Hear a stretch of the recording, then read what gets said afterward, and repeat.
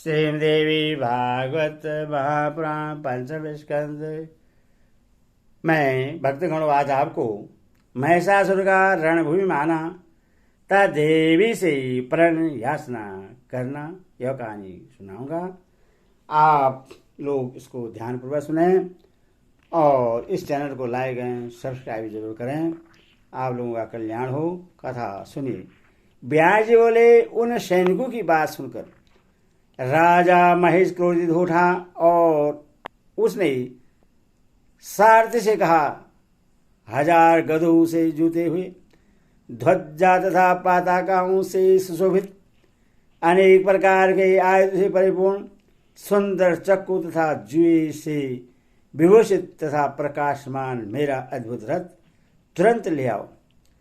सारथी ने भी तत्क्षण रथ लाकर उससे कहा, हे राजन, सुसज्जित करके रथ ला दिया गया जो द्वार पर खड़ा है। यह सभी आयुधों से संवित तथा उत्तम आस्तरणों से युक्त है। रथ के आने की बात सुनकर महाबली दानवराज महेश मनुष्य का रूप धारण करके युद्ध भूमि में जाने को तैयार हुआ। उसने अपने मन में सोचा कि यदि मैं अपने महेश रूप में जाऊंगा तो देवी मुझ सिर्ग युक्त महेश को देखकर अवश्य उदास हो जाएगी। स्त्रियों को सुंदर रूप और चातुर्थ अत्यंत प्रिय होता है, अथवा आकर्षक रूप तथा चातुर्थ से संपन्न होकर मैं उसके पास जाऊंगा, जिससे मुझे देखते ही वह युवती प्रेम युक्त मोहित हो जाएगी। मुझे भी इसी स्थिति में सुख होगा, अन्य किसी स्वरूप से नहीं। मन में ऐसा विचार करके महाबली वह दानवेंद्र महेश रूप छोड़कर एक सुंदर पुरुष बन गया। वह सभी प्रकार के आयुध को धारण किए हुए था। वह ऐश्वर्य संपन्न था। वह सुंदर आभूषणों से अलंकृत था। उसने दिव्य वस्त्र धारण कर रखे थे, केयूर और हार पहने तथा हाथ में धनुष बाण धारण किए रथ पर बैठा हुआ वह कांतिमान दैत्य दूसरे कामदेव के सदस्य प्रतीत हो रहा था। मान्य सुंदरियों का भी मन हर लेने वाला ऐसा सुंदर रूप बनाकर वह मंदोमत दैत्य अपनी विशाल सेना के साथ देवी की ओर चला। अनेक वीरों से घिरी हुई उस दैत्यराज महिषासुर को आया हुआ देखकर देवी ने अपना शंख बजाया। लोगों को आश्चर्यचकित कर देने वाली उस शंख ध्वनि को सुनकर भगवती के पास आकर वह दैत्य हंसता हुआ उनसे कहने लगा, हे देवी, इस परिवर्तनशील जगत में रहने वाला व्यक्ति, वह स्त्री अथवा पुरुष, चाहे कोई भी हो, सब प्रकार सुख ही चाहता है।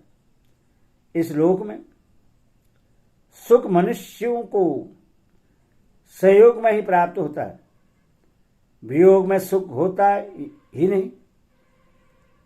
सहयोग भी अनेक प्रकार का होता है। मैं उन भेदों को बतलाता हूं, सुनो। कहीं उत्तम प्रीति के कारण सहयोग हो जाता है और कहीं स्वभावतः सहयोग हो जाता है। इसमें सर्वप्रथम मैं प्रीति से उत्पन्न होने वाले सहयोग के विषय में अपनी बुद्धि के अनुसार बता रहा हूं। माता पिता का पुत्र के साथ होने वाला सहयोग उत्तम कहा गया है। भाई का भाई के साथ सहयोग किसी प्रयोजन से होता है अथवा वह मध्य माना गया है। उत्तम सुख प्रदान करने के कारण पहले प्रकार के सहयोग को उत्तम और उससे कम सुख प्रदान करने के कारण दूसरे प्रकार के सहयोग को मध्यम कहा गया है। विविध विचारों से युक्त चित्त वाले तथा प्रसंगवश एकत्रित नौका में बैठे हुए लोगों के मिलने को विद्वानों ने स्वाभाविक सहयोग कहा है। बहुत कम समय के लिए सुख प्रदान करने के कारण विद्वानों के द्वारा इससे कनिष्ठ सहयोग कहा गया है। अद्युतम सहयोग संसार में सदा सुखदायक होता है। एकांत समान अवस्था वाले स्त्री पुरुष का जो सहयोग है वह अतियुक्तम कहा गया है। अतियुक्तम सुख प्रदान करने के कारण ही उससे उस प्रकार का सहयोग कहा गया है। चातुर्रूप वेश कुल शील गुण आदि में समानता रहने पर परस्पर सुख की अभिवृत्ति कही गई है। यदि तुम मुझ वीर के साथ सहयोग करोगी तो तुम्हें अतियुक्तम सुख की प्राप्ति होगी, इसमें संदेह नहीं है। हे प्रिय, मैं अपनी रुचि के अनुसार अनेक प्रकार के रूप धारण कर लेता हूं। मैंने इंद्र आदि सभी देवताओं को संग्राम में जीत लिया है। मेरे भवन में इस समय जो भी दिव्य रत्न हैं उन सब का तुम उपभोग करो अथवा इच्छानुसार उसका दान करो। अब तुम मेरी पटरानी बन जाओ। हे सुंदरी, मैं तुम्हारा दास हूं। तुम्हारे कहने से मैं देवताओं से बैर करना भी छोड़ दूंगा, इसमें संदेह नहीं है। तुम्हें जैसे भी सुख मिलेगा मैं वही करूंगा। हे विषानयने, अब तुम मुझे आज्ञा दो और मैं उसका पालन करूं।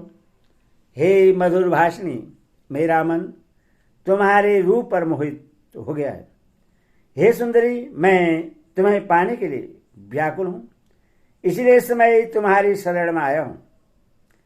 हे रंभोरु, काम बाण से आहत मुझ शरणागत की रक्षा करो।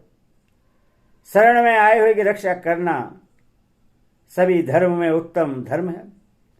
श्याम नेत्र वाली हे कृष्णोदरी, मैं तुम्हारा सेवक हूं। मैं मरण पर्यंत सत्य वचन का पालन करूंगा, इसके विपरीत नहीं करूंगा।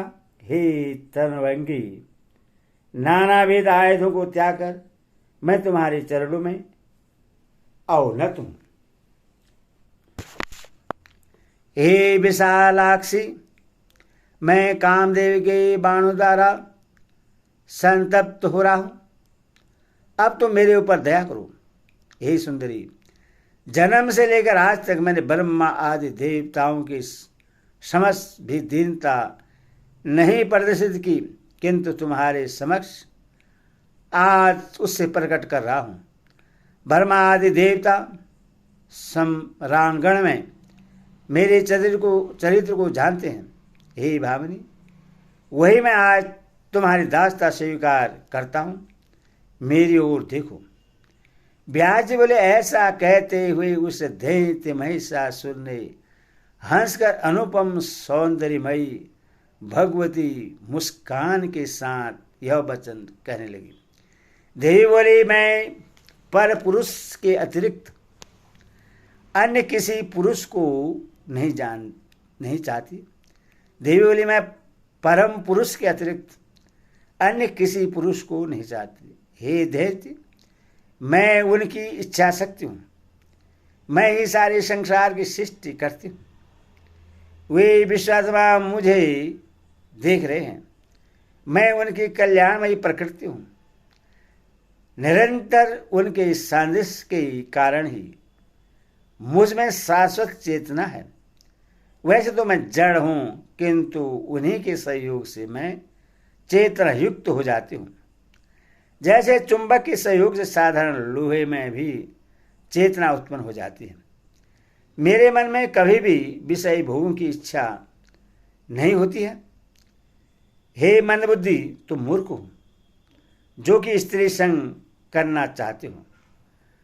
पुरुष को बांधने के लिए स्त्री जंजीर कही गई है। लोहे से बंधा हुआ मनुष्य बंधन मुक्त हो भी सकता है, किंतु स्त्री के बंधन में बंधा हुआ प्राणी कभी नहीं छूटता। हे मूर्ख, मूत्रागार गुहा अंग का सेवन क्यों करना चाहते हो? सुख के लिए मन में शांति धारण करो। शांति से ही तुम सुख प्राप्त कर सकोगे। स्त्री संग से बहुत दुख मिलता है। इस बात को जानते हुए भी तुम अज्ञानी क्यों बनते हो? तुम देवताओं के साथ बैरभाव छोड़ दो और पृथ्वी पर इच्छानुसार विचरण करो। यदि जीवित रहने की तुम्हारी अभिलाषा हो तो पैताल लोक चले जाओ अथवा मेरे साथ युद्ध करो। इस समय मुझ में पूर्ण शक्ति विद्यमान है। हे दानव, सभी देवताओं ने तुम्हारा नाश करने के लिए मुझे यहां भेजा है। मैं तुमसे यह सत्य कह रही हूं। तुमने वाणी द्वारा स्वार्थपूर्ण भाव प्रदर्शित किया है अथवा मैं तुम्हारे ऊपर प्रश्न हूं। अब तुम जीवित रहते ही सुखपूर्वक यहां से चले जाओ। केवल सात्विक साथ चलने पर ही सज्जनों में मैत्री हो जाती है। इसी कारण मैं तुम्हें जीवित छोड़ दे रही हूं। हे वीर, यदि मरने की ही इच्छा हो तो तुम मेरे साथ आनंद से युद्ध कर सकते हो। हे महाभाव, मैं तुम्हें युद्ध में मार डालूंगी, इसमें शेष नहीं है। व्यास जी बोले, भगवती का यह वचन सुनकर काम से मोहित दानव पुनः मधुर वाणी में मीठी बातें करने लगा। हे सुंदरी, हे सुमुखी, कोमल सुंदर अंगों वाली तथा पुरुषों को मोह लेने वाली तुझ युवती के ऊपर प्रहार करने में मुझे भय लगता है। हे कमलोचने, विष्णु, शिव आदि बड़े बड़े देवताओं और सब लोकपालों पर विजय प्राप्त करके क्या अब तुम्हारे साथ मेरा युद्ध करना उचित होगा? हे सुंदर अंग वाली, यदि तुम्हारी इच्छा हो तो मेरे साथ विवाह कर लो और मेरा सेवन करो, अन्यथा तुम जहां से आई हो उसी देश में इच्छानुसार चले जाओ। मैं तुम्हारे साथ मित्रता कर चुका हूं, इसलिए तुम पर प्रहार नहीं करूंगा। यह मैंने तुम्हारे लिए हितकर तथा कल्याणकारी बात बताई है, इसलिए तुम सुखपूर्वक यहां से चले जाओ। सुंदर नेत्रों वाली तुझ रमणी का वध करने से मेरी कौन सी गरिमा बढ़ जाएगी? स्त्री हत्या, बाल हत्या, ब्रह्म हत्या का पाप बहुत ही जघन्य होता है।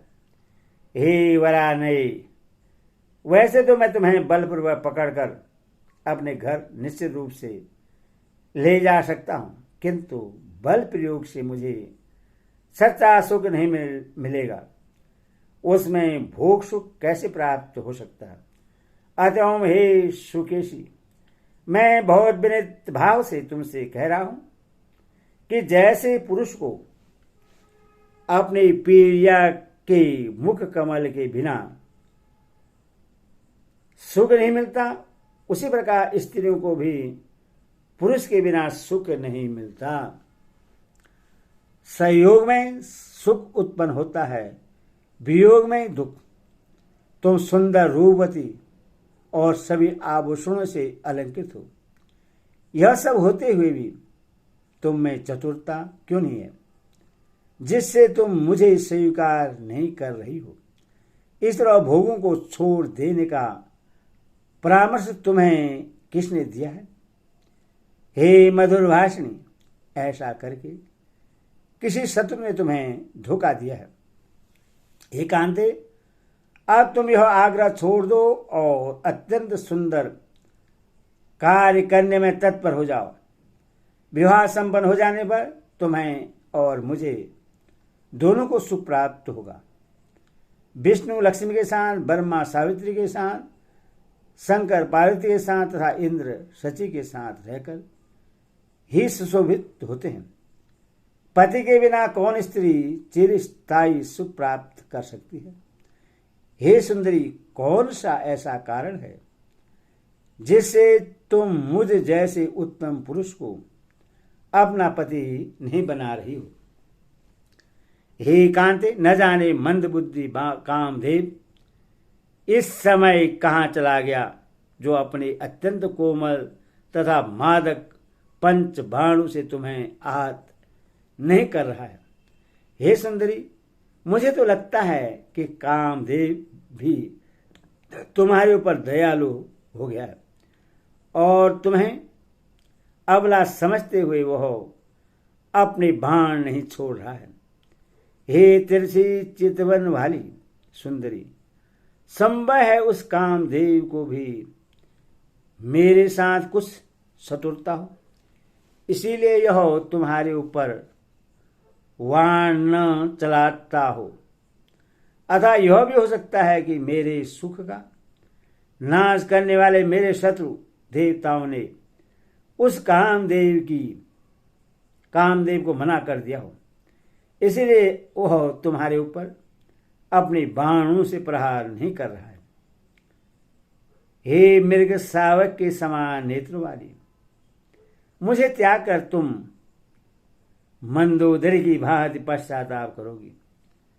हे तरांगी, पति रूप में प्राप्त सुंदर तथा अनुकूल राजा का त्याग करके बाद में वह मंदोदरी जब कामार्थ तथा मोह से व्याकुल अंतकरण वाली हो गई, तब उसने एक धूर्त को अपना पति बना लिया था। इति श्रीमद् भागवते महापुराण अष्टादशसहस्राणां सहितानां पंचम स्कंदे मयि द्वारा देवी पर्वो धनम नाम षष्ठो अध्याय।